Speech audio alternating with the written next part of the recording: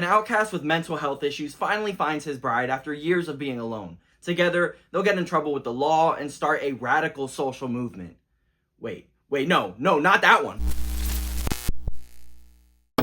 Usually in my videos, I'll have a little intro, I'll show my logo, and then I'll give a quick summary of the film. And there's more to it, but honestly, that intro pretty much covered it. I'm so happy that a movie like this is getting a wide release because, yeah, it is based on one of the most popular stories of all time, but the film itself is so unique and I just hope people show up. The Bride is written and directed by Maggie Gyllenhaal. It's sort of a sequel to Frankenstein, more on that later. But as a director, I think Maggie Gyllenhaal does an amazing job. She manages to juggle a lot of different storylines and many different tones as well. The movie could be very funny. There's times where they really get into the horror and the violence. The storytelling could be super abstract, and there's even dance numbers in here. She brings a great style to the film. The movie looks great, and there's some sequences that I loved, like some involving some old films. Gyllenhaal really had a lot to do here, and it's impressive how well she did. I absolutely loved the movie for about the first half, and then it did lose some steam. Where I think Gyllenhaal struggled just a little bit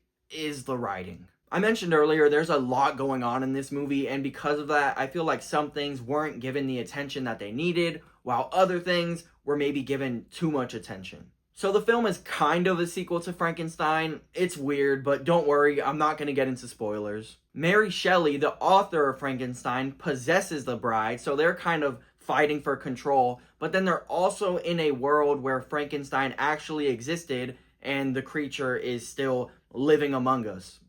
Okay. You have the bride having literal internal struggles who is forming a relationship with Frankenstein. That's his father's name, so he goes by that in this movie. So there's already a lot going on there with them and their relationship, and they're on the run, so there's also 2 detectives after them. And also the bride was trying to expose some gangster in her past life, so he's after her, and she kind of encourages women to stand up to their oppressors, and that causes some shit to go down. As you can see, that's a lot. There were moments that I just needed to take a second to kind of process what was going on because they really do throw a lot at you, and because the bride is kind of struggling with these personalities, sometimes she's just blurting stuff out, and there's times where I miss stuff, so yeah, it could be a lot sometimes. I understand as a writer, you have a lot of ideas and you want to include all of them, but when you do, the story could just kind of feel unfocused at times, and it's really hard to make all of those storylines feel satisfying.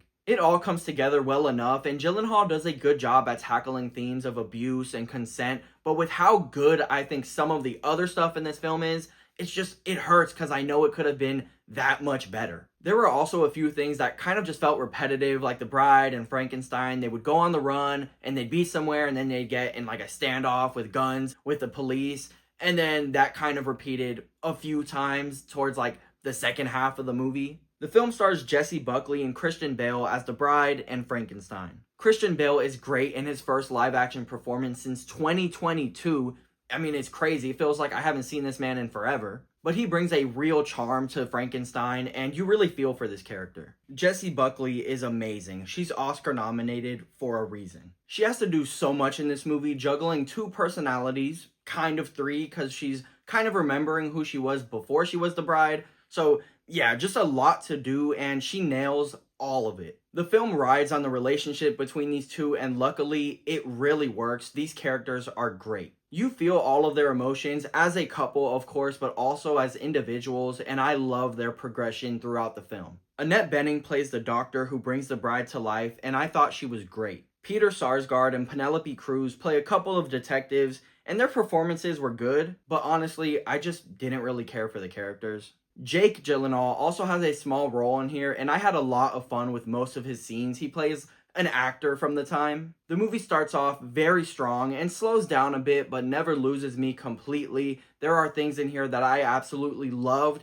and things I thought were alright. But those highs are more than enough for me to recommend this film. I will say though, it's weird, it's abstract, it has a very distinct style, so it might not be for you. If you're someone who watched the trailer and you were like, this kind of seems weird, I don't know if I'll be into this, you're probably not going to enjoy this movie. But if you watched the trailer and like me, you were like, oh, this looks so weird, I'm in, you're probably really going to like this one. With this and Guillermo del Toro's Frankenstein from a few months ago, Frankenstein fans are eating real good right now. But those are my thoughts on The Bride. Let me know yours, and please subscribe. I talk about movies, video games, TV, and more, or go watch some of my other stuff. I appreciate you watching. I will see you in the next one. Goodbye.